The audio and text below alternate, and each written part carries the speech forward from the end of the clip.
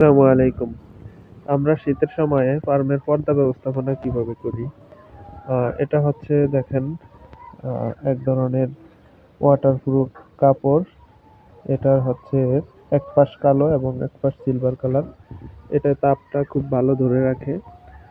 যার কারণে ভিতরে হচ্ছে খুবই গরম থাকে ঘরের ভিতরে একদম উষ্ণ।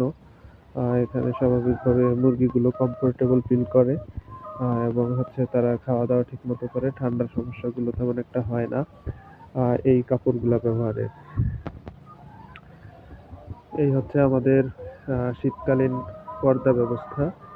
আ আপনার ফার্মের সুস্থতা অনেকাংশে নির্ভর করে আপনার পর্দা ব্যবস্থাপনার উপরে এবং আ ফার্মের ভিতরের যে গ্যাস আছে এটা দূর হওয়ার জন্য আপনাকে কিন্তু প্রত্যেক ১০ ফিট পর হচ্ছে কিছুটা পরিমাণ ফাঁকা দিতে হবে বা উপরের দিকে হচ্ছে আপনার কিছুটা ফাঁকা থাকতে হবে যেখান দিয়ে হচ্ছে গ্যাসটা চলে যাবে। না হয় কিন্তু মুরগির আহ আহ গ্যাসের কারণে অ্যামোনিয়া গ্যাসের কারণে অন্য ধরনের সমস্যা হতে পারে। তো আপনারা ফার্মের পর্দা ব্যবস্থাপনাটা ঠিকভাবে করবেন। ইনশাআল্লাহ আশা করি আপনাদের হচ্ছে মুরগির রোগবালাই শীতের সময় অনেক কম হবে, ঠান্ডাটা অনেক কম হবে। সবাই ভালো থাকবেন, সুস্থ থাকবেন। Happy farming.